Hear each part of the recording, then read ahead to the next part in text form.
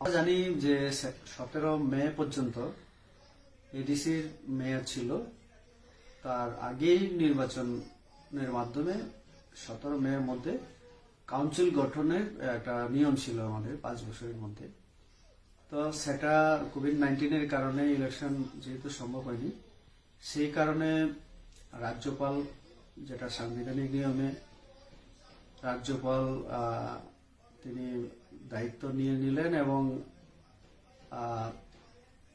জি.কে. রাওকে administrator করে তিনি গত 18 তারিখ নোটিশ জারি করেছেন এবং রাওজি তিনি অ্যাডমিনিস্ট্রেটর হিসেবে কাজ করবেন। আমি মনে করি যে 6 মাস পর্যন্ত রাজ্যপাল তিনি ওনার অ্যাডমিনিস্ট্রেটরকে দিয়ে কাজ করবেন রাজ্য সরকারের পরামর্শক্রমে, এবং এডিসির উন্নয়নের যে গতি সেটাকে তিনি জারি রাখবেন এবং কোভিড-19 পরে সঠিক সময়ে নির্বাচনের মাধ্যমে নতুন কাউন্সিল গঠন করার মাধ্যমে প্রতিনিধিদের যে গণতান্ত্রিক পদ্ধতিতে যেটা জনপ্রতিনিধিদের মাধ্যমে আবার সেখানকার প্রশাসন আবার পরিচালিত হবে। আমি মনে করি এডিসি কে নতুন ভাবে চিন্তা ভাবনার দরকার আছে। আমরা যারা বিজেপির পক্ষ থেকে আমরা বরাবরই আমরা বলে আসছি, একটা দল দীর্ঘদিন এডিসি কে পরিচালনার দায়িত্ব পেয়েছিল, কিন্তু এই 20 বছরের মধ্যে অন্তত আমরা দেখিনি যে এডিসি এলাকায় তাদের মাধ্যমে উন্নয়ন তারা করতে পেরেছে। যে উদ্দেশ্য নিয়ে এডিসি গঠন করা হয়েছিল সেটা কোনোভাবেই তারা পূরণ করতে পারেনি। তো তার জন্য নতুন চিন্তা ভাবনা দরকার। আমাদের বিজেপির আমাদের এডিসি কে নিয়ে চিন্তা ভাবনা আছে।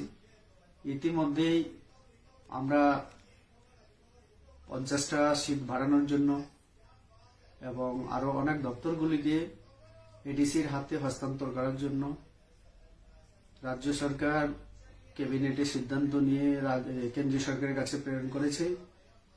আমিও সাংসদ হিসাবে সংসদে আমি সিট বাড়ানো সহ ক্ষমতায়নের ব্যাপারে আমি কথা বলেছি।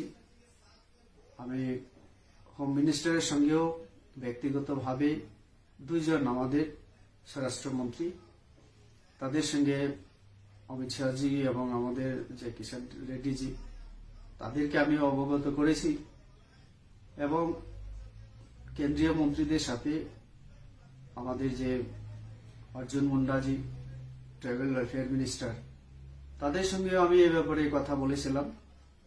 তো আমি মনে করি আগামী দিনে প্রশাসনিক এবং আর্থিক ক্ষমতা বৃদ্ধির মাধ্যমে এডিসির উন্নয়ন করা সম্ভব।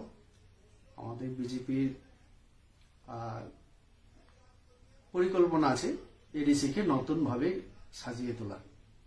তো কাজেই 6 মাস পর্যন্ত এখন এই কোভিড-19 বিভিন্ন কারণে যেটা ইলেকশন হতে যেতে পারছে না, তো স্বাভাবিক পরিস্থিতির পরে নির্বাচনের মাধ্যমে আমি আশা করি যে ত্রিপুরার জনগণ বিজেপি কে সুযোগ দেবে এডিসি কে সুন্দরভাবে গড়ে তোলা এবং আর্থ সামাজিক সাংস্কৃতিক ভাষাগত আমাদের শিক্ষা ইত্যাদি উন্নয়নের জন্য কাজ করার একটা সুযোগ দেবে। নমস্কার।